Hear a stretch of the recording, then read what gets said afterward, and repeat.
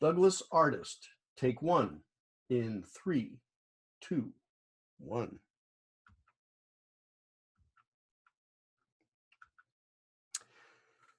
Hello, everyone. Welcome to Celebrating Aviation with Mike Mashat. We have something really special for you today. I'm going to take you behind the scenes in a large art department of a big aviation corporation and spend a day in the life of a Douglas Aircraft Company staff illustrator. This story begins in the early 1950s. I was born into an art, music, theater family. I was third generation. And so drawing came naturally to me. It's something I always enjoyed and always seemed to be doing from the time I was a young kid. They say that it takes 10,000 hours to develop a professional career in the performing arts. And this photo shows me about 100 hours in. I was blessed with having an uncle in the aviation industry. My Uncle George worked for the Republic Aviation Corporation in Farmingdale, New York, and his career spanned these two airplanes, from the P-47 to the F-105. He was a big inspiration for me. My father traveled quite a bit for business, and on a trip in July of 1956, he returned home from Miami, Florida, in a brand new Eastern Airlines Douglas DC-7B Golden Falcon. He brought me a souvenir from that trip. It was a lithograph of the airplane he flew home in. And I remember looking at this. I'd been drawing planes as a kid, and my drawings didn't look anything like this. I was in awe at how beautiful this was. The straight lines, perfect lettering, everything was just, I just couldn't believe how good it was. And I saw the name in the lower left-hand corner. It was G. Akamoto. It was the first name I ever knew in aviation art. And I remember asking my father, "What is this?" And my dad said, "Well, Mr. Akamoto was an artist for the company who built the airplane. And his job is to make pictures of all the planes Douglas builds flying over the famous cities that the airlines serve. And that's his job." And I thought to myself, that's exactly what I want to do. I had dreams of going to California and working in the aerospace industry out there in a big company. And when I was 12, I was still drawing up a storm, and I made a picture of the DC-8 jetliner, just brand new at that time, and sent it to Donald W. Douglas, the founder of the company. I received this letter in return, and it said, "Dear Michael, it was very thoughtful of you to mail your excellent drawing of the DC-8 jetliner to Mr. Douglas. He was so impressed with your drawing and letter that he's asked me to thank you and send you illustrations of other Douglas airplanes." Well, in that packet of literature and lithos and prints that came in the mail, there was this beautiful painting of a Douglas DC-8 by an artist who worked there named R.G. Smith. I've done a video on R.G.'s career. You'll see the link at the end of this program. Well, the inspiration went pretty deep. I was excited, and I was driven to complete art school and just do everything I had to do to become a Douglas artist. The DC-8 first flew in 1958. You see it here in taxi tests on runway 30 at Long Beach. In the background is the plant. And I could only dream of just being there someday. That dream came true on June 29th, 1977. I had relocated to the West Coast after 4 years in the Air Force, and I hired into the McDonnell Douglas Corporation in the art department. So what do they make in the art department of a big airplane company? Well, for starters, we do signs. We did lots of signs for aircraft delivery ceremonies, anniversaries, special events. We had a big silkscreen group in the back of our department, and signage was a big part of what we did. We made displays for the Product Display Center. You see the paintings on the wall there. The display group made large exhibits and displays for all the international air shows. We did the Farnborough Air Show, the Paris Air Show, Air Force Association Expo in Washington, D.C. That all came out of the silkscreen and display group. We designed and made the decals for company models. This DC-6B was for a museum in Stockholm, Sweden, commemorating SAS transpolar service with the DC-6 in the early 1950s.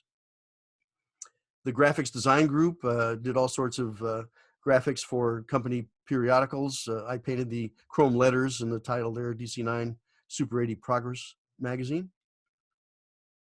We had the airbrush group. We called them the Miracle Workers. these guys would take photos of existing airplanes and morph them into anything, airline markings, you name it. And so here they took a photo of the prototype DC-10 airliner and turned it into the DC-10 Twin. The illustration group did all sorts of promotional work, proposals, you name it. They did all these splashy illustrations for all sorts of uses. We had a group that designed airline color schemes for customers that would purchase used DC-8s and DC-9s, new startup airlines. We would design the color schemes for those airplanes. And I'd mentioned George Okamoto at the beginning of this presentation, and Mr. Okamoto was now chief illustrator of the company, doing work like this, showing the company products, the DC-9 and the DC-10. So here's the plant. It occupied most of Long Beach Airport in Long Beach, California. And up on the north side of the airport was the original plant built in 1941 to build B-17s under license from Boeing during World War II. The presentations group was in one of the original buildings behind some of the newer buildings of the engineering department. We were part of the engineering division, and we were all very proud of that. Well, when I was hired, I had good news and bad news. The good news is I had the job after a 90-minute interview. It was pretty intense. And the bad news, which wasn't really that bad, I was starting on night shift. So what does a DC-10 look like on night shift? Well, it's tech art. The night shift group did inkings and drawings like this, and we were all what they called entry-level paste-up artists. Today, saying you were a paste-up artist would be like saying you were a lamplighter or a coal shoveler on the railroad. It's an extinct job description. It no longer exists because all that work is now done with digital media. But what we would do with rapidograph pens on vellum, we would ink these line drawings. And then the reason they called it paste up is because you would literally paste up the arrows that would become the call outs for your tech drawing. And then from the editorial group, you'd get your cold type and glue it down, pasting it up on the board. And then you'd paste up the title. And this became the source material for a view graph or a slide or a printed page in a brochure, any number of uses, but this is how we did the artwork. A very special memory of night shift for me was when we won the Air Force fly-off competition with the YC-15 transport against Boeing's twin-engine YC-14. And that was a big deal. I mean, the YC-15 became the basis for the C-17 Globemaster III, which went into production several years later. But it was a momentous victory. It was really great. And unbeknownst to us, unannounced, one night, the program manager for the YC-15, Mr. Marvin Marks, walked into the department, literally walked over to each and every person in the 25-man group at that time, shook our hands, said thank you for the hard work we did on the proposal, and handed every one of us a chrome YC-15 tie tack. And when he walked out, you could hear a pin drop after that. But it was an example of the spirit of the company. And it carried over from the early days with Mr. Douglas taking care of his people. And you felt like you were part of a giant family. It was a wonderful experience and a good insight into how the company really worked. Well, after that, I was promoted to the day shift brochures group. And this is where the artwork became a little more developed. We did line drawings like this for certificates and plaques. And then we did freehand line work for company newspapers and all sorts of media.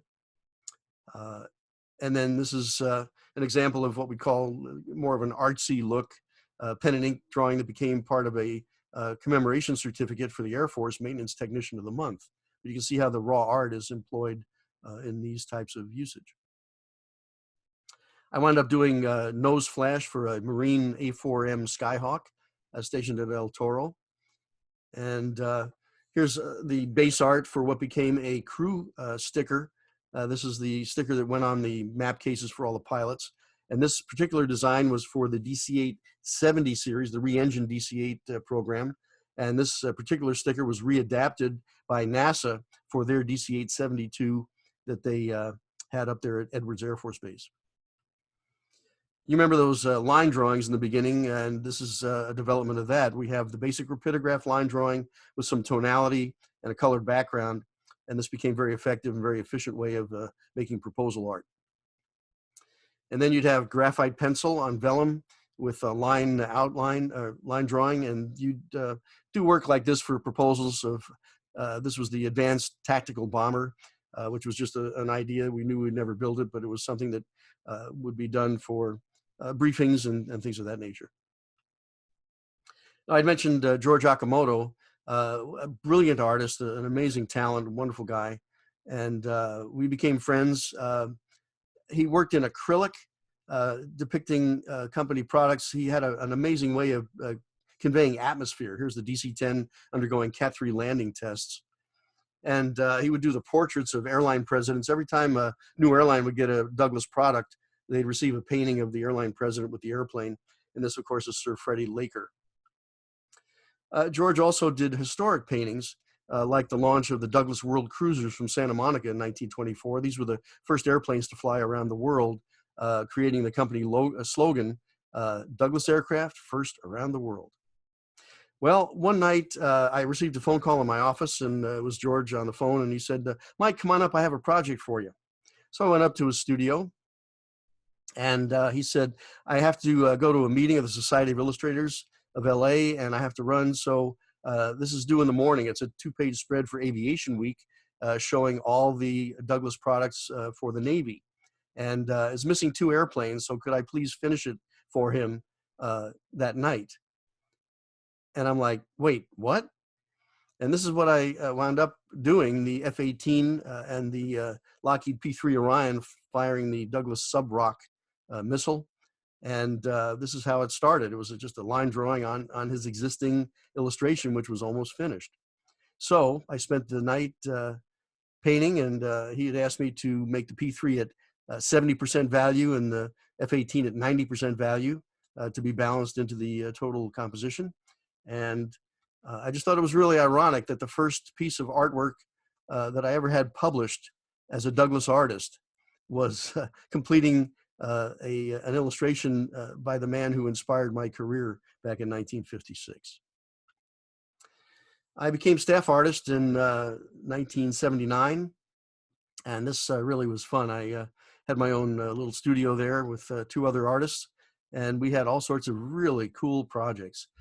This was a banner. This was a 30 by 40 gouache on illustration board piece that was digitally enlarged to 60 feet and became a banner in what was called DC-10 country in Building 84 at the final assembly site at Long Beach.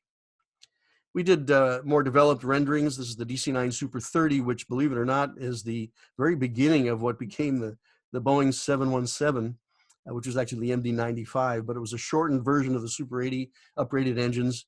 And this started, again, as I said, back in 1979, 1980. But we did these compositions with a lot of extra sky.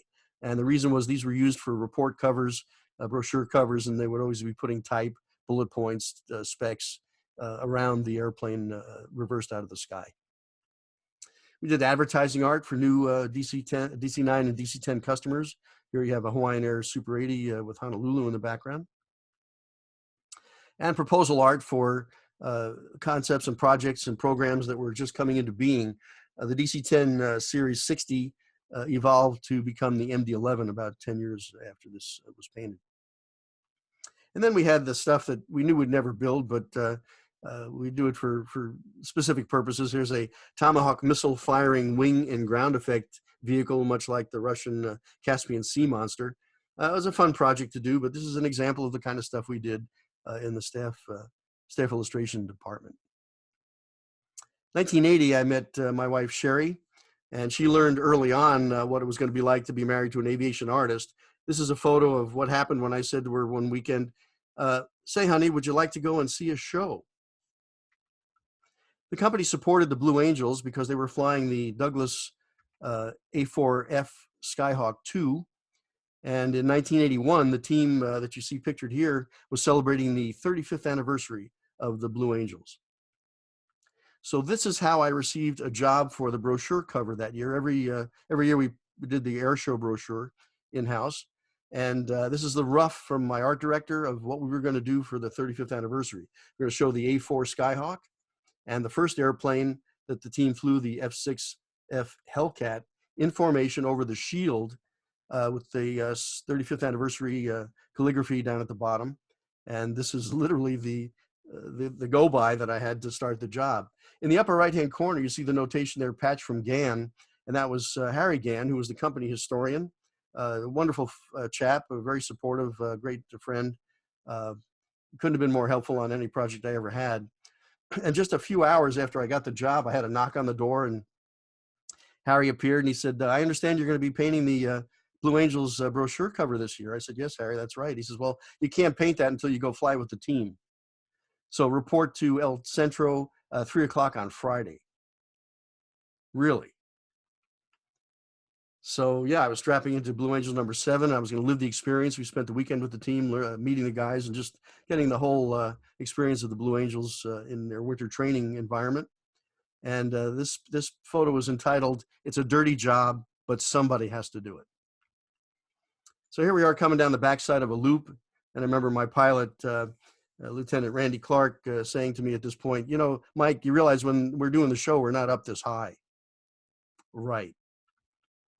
Harry had asked that we make a couple of low passes because he wanted some shots for the brochure. So he was standing on the hood of a Navy Jeep at the edge of the runway as we went by. We made 3 of these passes. It was obviously great fun.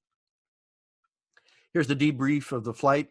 That's Lieutenant Randy Pogo Clark to my right. And then at the right of the photograph is Commander Denny Wisely, who was the team lead, a Vietnam veteran. He'd actually bagged a MiG in an F-4 Phantom during that conflict.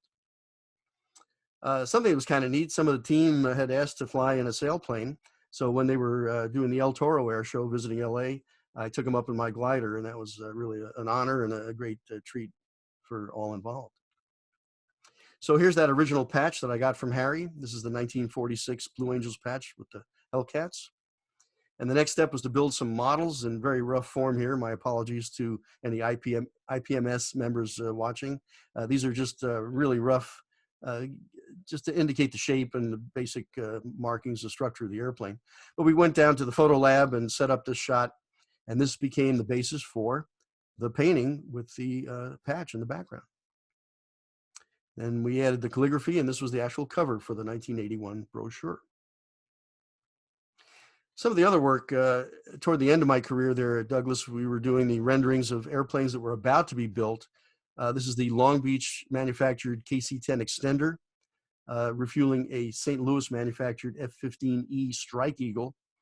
Oddly enough, neither of those airplanes had flown when I did this illustration.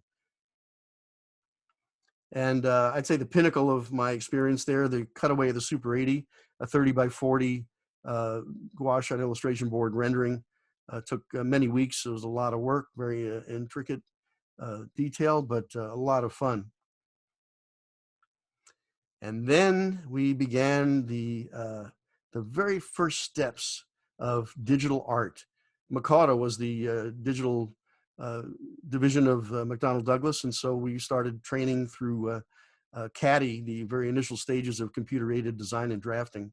This was a whole new language, a whole new way of doing things, and it was the way of the future. And again, this is 1981, 82 timeframe, and we knew that there were some big changes coming in the department and in the company and in the industry, actually. About that time, I was painting for the Air Force art program through the Society of Illustrators of Los Angeles. Very proud to be a part of that. And the company sanctioned these projects. They were very proud to have one of their artists as part of the Air Force program. And I did company products like the KC-10 for the 15th Air Force that you see there on the right. I also at that time became a flight-rated Air Force artist, and I got to fly in a lot of military airplanes to research those paintings. Well, what was happening is I was developing kind of a lot of outside work that I was able to do evenings and weekends. And knowing that things were changing with the company, I decided in 1984 to pursue a career as a freelance aviation artist. And so I began a 35-year career with the Mike Machat illustration. Oddly enough, I still worked for Douglas as a contract artist doing freelance work, and my final project for the company was the T-45 Navy trainer.